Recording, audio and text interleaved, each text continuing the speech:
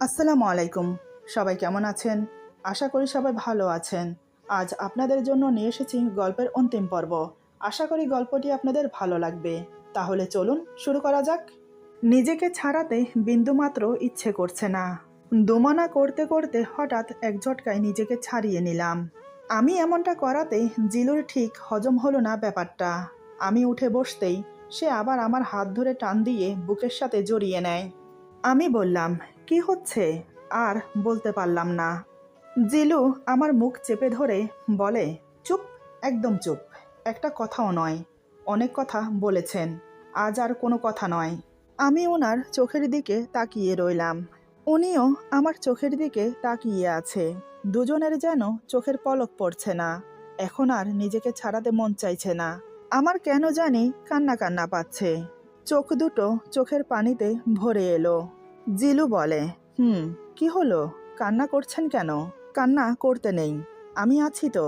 কথাগুলো বলতে বলতে আমার চোখের পানি মুছে দিল। এই 4 দিন অবহেলা করেও আমার থেকে দূরে সরাতে পারছি না। আঠার মতো লেগে আছে আমার সাথে। এই 4 দিন এত অপমান করেছি, অন্য কোনো ছেলে হলে আমার মুখও দেখতো না। কিন্তু উনি বেহাইয়ের মতো বারবার আমার কাছে ফিরে আসে। আমাকে নিয়ে কত ভাবে, অথচ আমি তাকে পাত্তাও দেই না। সে তো আমার স্বামী। সে তো চাইবে আমার সঙ্গ পেতে, আমাকে ছুতে, আমাকে ভালোবাসতে, আমাকে বুকে নিয়ে আদর করতে। এত কাছ থেকে ওনাকে দেখে আমার রাগ অভিমান নিমেষেই হাওয়া হয়ে গেল। এখন শুধু আফসোস হচ্ছে, এই মানুষটাকে আমি দূরে সরিয়ে রেখেছি। যে মানুষটা এই 4 দিনে অগন্তিবার সরি বলেছে, আমার রাগ ভাঙানোর চেষ্টা করেছে। কিন্তু আজ ওনার প্রতি এত দুর্বল হয়ে পড়ছি কেন আমি? কেন বারবার আমার মনে হচ্ছে আমিও ভুল করছি? কথাগুলো মনে মনে ভাবছি। এমন সময় উনি আমাকে বলে, কি হয়েছে? অমন করে তাকিয়ে কি ভাবছেন? ওনার কথা শুনে আমি আর নিজেকে ধরে রাখতে পারলাম না। ওনাকে অবাক করে দিয়ে ওনার বুকে মাথা রেখে 2 হাতে শক্ত করে জড়িয়ে ধরে কান্না করে দিলাম। খুব জোরে জোরে কান্না করছি। আমি কান্না করছি দেখে জিলু আমাকে শক্ত করে বুকের সাথে জড়িয়ে রাখে। বেশ কিছুক্ষণ কান্না করার পরে জিলু আমাকে বলে, কি হয়েছে? এভাবে কান্না করছেন কেন? আমি বললাম, সরি, আমাকে ক্ষমা করে দিন। জিলু আমার মুখে সরি শুনে বেশ অবাক হয়। জিলু অবাক হয়ে বলে, সরি কিসের জন্য? আমি ওনার বুকে মুখ গুজে রেখে বললাম, আপনাকে কষ্ট দেওয়ার জন্য, আপনাকে অবহেলা করার জন্য। আমাকে ক্ষমা করে দিন। আমার কথা শুনে জিলু হো হো করে হেসে ওঠে। বেশ কিছুক্ষণ হাসার পর জিলু বলে, আমি বলেছিলাম আপনাকে, এমন একদিন আসবে যেদিন আমার বুকে মাথা রেখে কান্না করবেন আমাকে অবহেলা করার জন্য, আফসোস করবেন, ক্ষমা চাইবেন নিজের ভুলের জন্য। দেখলেন তো, 4 দিনও পার হলো না, তার আগে আমার কথা মিলে গেল।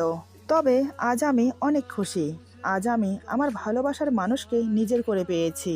আর কি চাই আমার? এখন থেকে আমার সবকিছু ভালো যাবে। আমি বললাম, আপনি আমাকে ক্ষমা করে দিয়েছেন? জিলু বলে, আপনি কি আমাকে ক্ষমা করেছেন? আমি বললাম, না, তবে ক্ষমা করতে পারি এক শর্তে। জিলু বলে, কিসের শর্ত? আমি বললাম, আমি তো আপনার স্ত্রী। তাহলে আপনি আমাকে আপনি আপনি বলেন কেন? তুমি করে বলতে পারেন না? ভুলে যাবেন না মানে কিন্তু আপনি আমার বড়। জিলু বলে, আমার প্রিয়তমার সব আবদার আমি রাখতে প্রস্তুত, কিন্তু প্রিয়তমা তোমাকেও যে আমাকে তুমি করে বলতে হবে। আমি ওনার বুক থেকে মুখ তুলে ওনার চোখে চোখ রাখলাম। আজ সেই চোখে আমাকে নিজের করে পাওয়ার খুশি ছলকাচ্ছে। তার চোখে মুখে পরিপূর্ণতার ছাপ। এমন মনে হচ্ছে আমাকে পেয়ে সে পরিপূর্ণ হয়েছে। আমাকে অমন করে তাকিয়ে থাকতে দেখে জিলু বলে, কি দেখছো অমন করে? আমাকে তুমি করে বলবে না? আমি মুখে কিছু না বলে উপর নিচ মাথা নেড়ে ওনার দিকে তাকিয়ে রইলাম। জিলু বলে, কি ব্যাপার? অমন করে কি দেখছো? আমি বললাম, তোমাকে। জিলু বলে, আমাকে দেখার কি আছে? আমি বললাম, জানি না। জিলু বলে, মানে? আমি বললাম, কিছু না। জিলু বলে, বলবে না তাহলে? আমি বললাম, কি বলবো? জিলু বলে, কিছু না। এই বলে সে আমার কপালে একটা চুমো দেয়। সাথে সাথে আমি চোখ বন্ধ করে নেই। জিলু আমাকে কিছু না বলে আমাকে শক্ত করে বুকের সাথে জড়িয়ে রাখে। আমিও আজ নিজেকে সঁপে দিয়েছি ওকে। কোনো বাধা না দিয়ে দুহাতে আঁকড়ে ধরলাম ওকে। এভাবে প্রায় অনেকটা সময় কেটে গেল। একে অপরকে জড়িয়ে ধরে শুয়ে আছি। না কোনো নড়াচড়া, না কোনো কথাবার্তা। একইভাবে দুজন দুজনকে জড়িয়ে ধরে আধা ঘন্টার থেকেও বেশি সময় কেটে গেছে। নীরবতা ভেঙে জিলু বলে, তুমি কান্না করছিলে কেন? বাড়ির কথা মনে পড়ছিল বুঝি? আমি বললাম, মা, দাদা, দাদুর কথা খুব মনে পড়ছে। জিলু বলে, কাল যাবে? আমি বললাম, কোথায়? জিলু বলে, তোমাদের বাড়ি। কথাটা শোনার সাথে সাথে ওর বুক থেকে মাথা তুলে ওর মুখের দিকে তাকালাম। আমি অবাক হয়ে বললাম, আমাদের বাড়ি? জিলু বলে, তোমাদের বাড়ি। যাবে? আমি বললাম, কিন্তু কিভাবে? জিলু বলে, কেন? আমি নিয়ে যাব। আমি বললাম, কিন্তু তুমি তো বললে তুমি যেতে পারবে না, কারণ তোমার সামনে এক্সাম। জিলু বলে, সামনে এক্সাম, তাতে কি হয়েছে? আমার প্রিয়তমার মন খারাপ, তার মন ভালো করতে হবে তো। আমার প্রিয়তমার থেকে তো আমার এক্সাম আগে হতে পারে না। তবে হ্যাঁ, সকালে নিয়ে যাব, সন্ধ্যার দিকে চলে আসব, ঠিক আছে? আমি তো মহা খুশি। আমি ওকে শক্ত করে জড়িয়ে ধরে বললাম, তুমি অনেক ভালো, তুমি যেমনটা বলবে তেমনি হবে। জিলু আমাকে নড়ে চড়ে আবার জড়িয়ে ধরে মাথায় একটা চুমু খেয়ে বলে, তুমিও অনেক ভালো। আমি সত্যি ভাগ্যবান যে তোমার মতো মেয়েকে স্ত্রী করে পেয়েছি। জানি না কোন জন্মের পুণ্যের ফল পেলাম আমি এই জন্মে। তবে আমাকে ছেড়ে কখনো যেও না, তোমাকে ছাড়া আমি থাকতে পারবো না। আমি বললাম, জানি আমি, সেজন্যই তো আব্বুর সাথে আমাকে যেতে দাওনি। তুমি কি ভেবেছ আমি বুঝতে পারিনি? আমি ঠিকই বুঝেছি। জিলু বলে, সবই যখন বুঝেছ তাহলে আমাকে কষ্ট দিচ্ছিলে কেন? তবে আমার অন্যায়ের শাস্তি হওয়া উচিত ছিল। আর কখনো তোমাকে কষ্ট দেব না। আমি বললাম, কিন্তু আমার খিদে পেয়েছে। জিলু বলে, আমারও। আমি বরং তোমার জন্য খাবার নিয়ে আসি। আমি বললাম, এখন না, একটু পরেই খাবারের জন্য ডাকবে, তখন খেয়ে নেব। জিলু বলে, ঠিক আছে। আচ্ছা, নোটগুলো কি তুমি লিখেছ? আমি বললাম, জিলু বলে, এতগুলো নোট একসাথে লেখার কি প্রয়োজন ছিল? আমি এসে না হয় লিখে নিতাম। এতগুলো নোট লিখতে লিখতে নিশ্চয়ই হাতে ব্যথা করছে।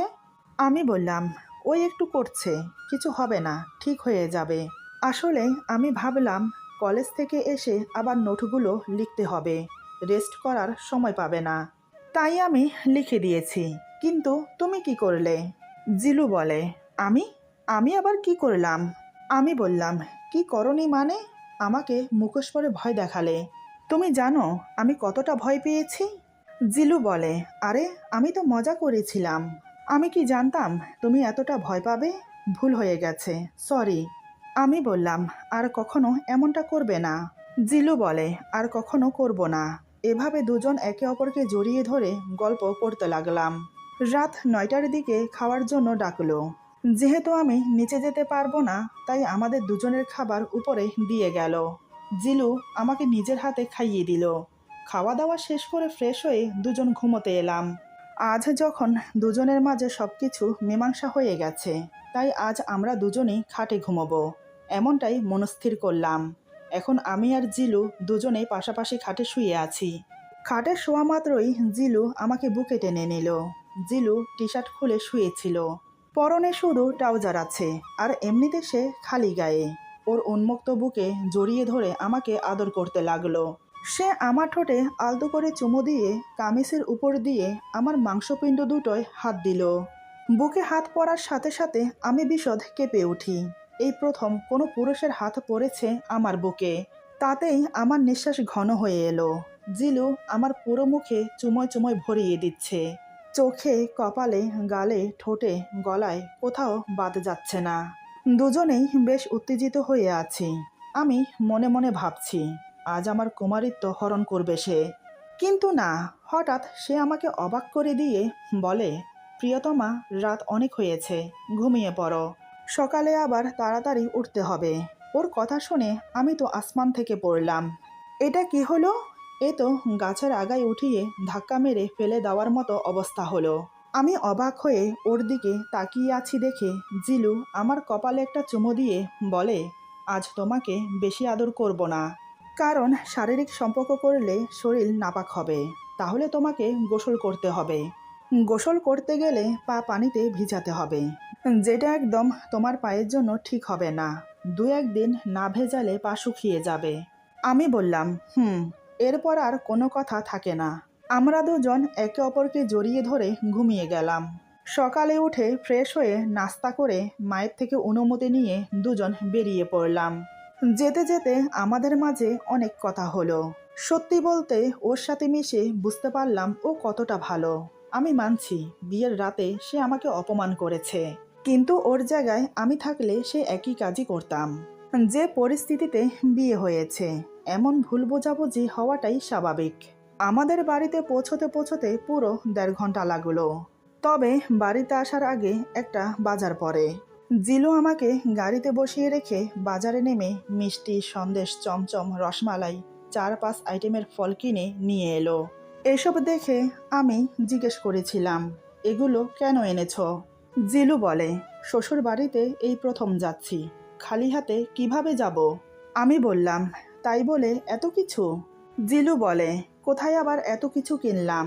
এই তো সামান্য মিষ্টি, সামান্য ফল, বেশি কোথায়? আমি বললাম, এগুলোকে তুমি সামান্য বলছো? তাহলে বেশি কোনগুলোকে বলে? জিলু বলে, হয়েছে, বেশি কথা বলো না, তুমি কিছু খাবে? আমি বললাম, না। এরপর বাড়ি চলে এলাম। বাড়িতে পা রাখতেই তো সবাই অবাক হয়ে গেল আমাকে আর ওকে দেখে। আমাকে ছেড়ে সবাই জিলুকে নিয়ে ব্যতিব্যস্ত হয়ে পড়ল। তখন বাবা বাড়িতেই ছিল। আমাদেরকে দেখে বেশ অবাক হয়ে যায়, কেননা কাল আমাকে আসতে দেয়নি, আজ হঠাৎ নিয়ে এলো। কোনো সমস্যা হয়নি তো? বাবা চিন্তায় পড়ে গেল। বাবা জিজ্ঞেস করে বসলো, কি ব্যাপার বাবা, সব কিছু ঠিক আছে তো? জিলু বাবাকে সালাম করে বলে, বাবা, সব কিছু ঠিক আছে, আপনি কেমন আছেন? বাবা বলে, ভালো আছি। কাল তো বললে আসতে পারবে না, তাহলে আজ হঠাৎ? জিলু বলে, আসলে বাবা, ওর জন্য আসতে হলো, ওর খুব মন খারাপ করছিল, তাই নিয়ে এলাম। তবে বাবা, সন্ধ্যায় চলে যাব। বাবা বলে, বেশ তো বাবা, তোমার যা ইচ্ছে। সারা দিন থেকে আমরা সন্ধ্যার দিকে বাসার উদ্দেশ্যে রওনা দিলাম। সারা রাস্তা দুজন গল্প করতে করতে বাসায় এলাম। বাসায় আসতে আসতে রাত 9টা বেজে গেল। বাড়ির ভেতরে প্রবেশ করে দেখি শাশুড়ি মা ড্রয়িং রুমে বসে আছে। আমি গিয়ে শাশুড়ি মায়ের পাশে বসলাম। মা আমাকে বুকে জড়িয়ে ধরে বলে, বাড়ির সবাই ভালো আছে তো রে মা? আমিও মায়ের কোমর জড়িয়ে ধরে বললাম, মা, সবাই ভালো আছে। মা বলে, রাত অনেক হয়েছে, যা ফ্রেশ হয়ে আয়, খাবি। আমি বললাম, ঠিক আছে। মা জিলুকে বলে, জিলু, বোমাকে উপরে নিয়ে যা। এরপর জিলু আমার হাত ধরে উপরে নিয়ে গেল। রুমে প্রবেশ করার সাথে সাথে দরজা লাগিয়ে আমাকে জড়িয়ে ধরে। আমিও ওর কোমর জড়িয়ে ধরি। জিলু আমার কপালে একটা চুমু দিয়ে বলে, এই, আমি আর পারছি না। আমি বললাম, কি? জিলু বলে, নিজেকে ধরে রাখতে পারছি না আর, তোমাকে আদর করতে খুব মন চাইছে। কি করি বলো তো? ওর কথা শুনে আমি খুব লজ্জা পেলাম। আমি ওর বুকে মুখ লুকিয়ে বললাম, আমি কি জানি, এসব আমাকে কেন জিজ্ঞেস করছো? জিলু বলে, বারে, তোমাকে বলবো না তো কাকে বলবো? আমাকে শান্ত করার জন্য তুমি ছাড়া কে আছে বলো আমার? আমি বললাম, তো আমি কি করতে পারি? জিলু বলে, আমি কি করতে পারি মানে? আমি বললাম, আমি তো তোমারই, তোমার যা মন চাই করো। জিলু বলে, তাহলে আজ রাতে কি বলো? আমি বললাম, জানি না, মা নিচে ওয়েট করছে, চলো। জিলু বলে, আরেকটু থাকো না বুকে। আমি বললাম, সারা রাত পড়ে আছে, চলো। এরপর দুজন ফ্রেশ হয়ে নিচে চলে গেলাম খেতে। শিখা এক এক করে সব কিছু গরম করে টেবিলে দিল। সবাই খাওয়া শুরু করবে। তখন আমি বললাম, মা, একটা কথা বলি, যদি আপনি কিছু মনে না করেন। মা বলে, পাগলি মেয়ে, তোর কথায় আমি কিছু মনে করতে পারি, বল, কি বলবি? আমি বললাম, বলছিলাম কি, শিখা একা একা খেতে বসে, আমার কাছে না ভালো লাগে না। আচ্ছা মা, ও কি আমাদের সাথে বসে খেতে পারে না? আমার কথা শুনে মা হো হো করে হেসে উঠে বলে, কেন নয়, আজ থেকে শিখা আমাদের সাথেই বসে খাবে। এই বলে মা শিখাকে ডাক দিল। শিখা আসতেই মা বলে, আজ থেকে তুই আমাদের সাথে বসে খাবি, বসে পড়। মায়ের কথা শুনে শিখা অবাক হয়ে তাকিয়ে থাকে। মা বলে, তোর ভাবি চায় আজ থেকে তুই আমাদের সাথে খাবি, আমাদের কোনো আপত্তি নেই, তাই বসে পড়। এরপর শিখা আমার পাশে বসে পড়ে। আমরা চারজন মিলে খাওয়া দাওয়া শেষ করলাম। আজ শিখার মুখে আলাদা একটা খুশির হাসি, সে আজ খুব খুশি। মা খাওয়া শেষ করে রুমে চলে গেল। জিলু চারিদিকে তাকিয়ে যখন দেখলো ড্রয়িং রুমে কেউ নেই, তখন সে আমাকে কোলে তুলে নেয়। এমন সময় শিখা রান্নাঘর থেকে বেরিয়ে এসে দেখে মুচকি মুচকি হাসছে। জিলু শিখাকে ধমক দিয়ে বলে, এই তুই কি দেখছিস রে, যা ঘুমা গিয়ে। শিখা ধমক খেয়ে চলে গেল। জিলু আমাকে নিয়ে উপরে চলে এলো। রুমে এসে আমাকে খাটে বসিয়ে দিল। আমি বললাম, তোমাকে একটা জিনিস দেখাবো। জিলু বলে, কি? আমি বললাম, আগে চোখ বন্ধ করো। জিলু আমার কথা মতো চোখ বন্ধ করে। আমি এবার লুকিয়ে রাখা চিরকুট আর গোলাপ ফুল দুটো বের করলাম, ওর সামনে রেখে বললাম, এবার চোখ খোলো।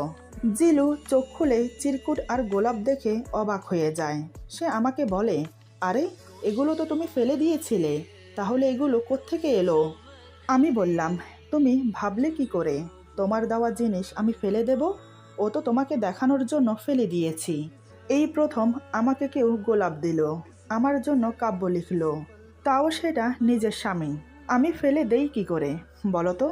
আমার কথা শুনে জিলু আমাকে টেনে নিজের কোলে বসিয়ে দুই হাতে জড়িয়ে ধরে আমার ঘাড়ে চুমু দিয়ে বলে, আই লাভ ইউ প্রিয়তমা। I am really really love you. ভালোবাসি তোমাকে, শুধু ভালোবাসি।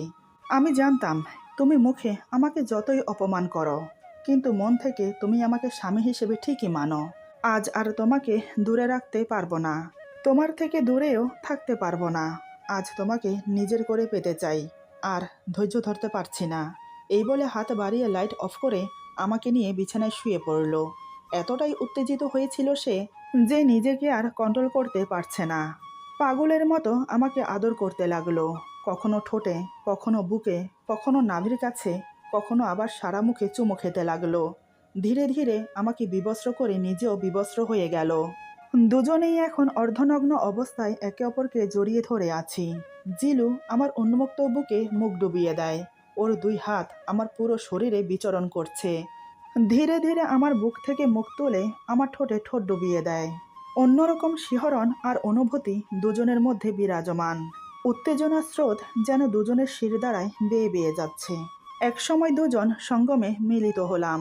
প্রায় অনেকক্ষণ পর দুজন ক্লান্ত হয়ে একে অপরকে জড়িয়ে ধরে শুয়ে রইলাম। জিলু আমার মাথায় চুমু খেয়ে বলে, আজ নিজেকে পরিপূর্ণ মনে হচ্ছে তোমাকে নিজের করে পেয়ে। সারা জীবন এভাবে থেকো প্রিয়তমা। এরপর দুজন ঘুমিয়ে পড়লাম। সকালে জিলু আমার আগে ঘুম থেকে উঠে আমাকে আবার আদর করতে লাগলো। এভাবেই বেশ ভালো দিন যাচ্ছে। জিলুর এক্সাম শেষ হলো, এরপর মায়ের থেকে বিজনেসের দায়িত্ব পুরোপুরি নিজের কাঁধে নিয়ে নিল। মায়ের এখন ছুটি। মা এখন সারাদিন আমার সাথে গল্প করে হাসি ঠাট্টা করে দিন কাটায়। আমাদের সুখী পরিবার। যত দিন যাচ্ছে আমার প্রতি জিলুর ভালোবাসা যেন আরও বেড়ে যাচ্ছে। এভাবেও কিছু কিছু সম্পর্ক গড়ে ওঠে। ভুল করে কেউ যদি নিজের ভুলের জন্য অনুতপ্ত হয়, বারবার ক্ষমা চায়, তাহলে তাকে ক্ষমা করে দিয়ে আরেকবার সুযোগ দেওয়া উচিত। তাহলে দেখবেন ভাঙা সম্পর্ক গড়ে উঠবে।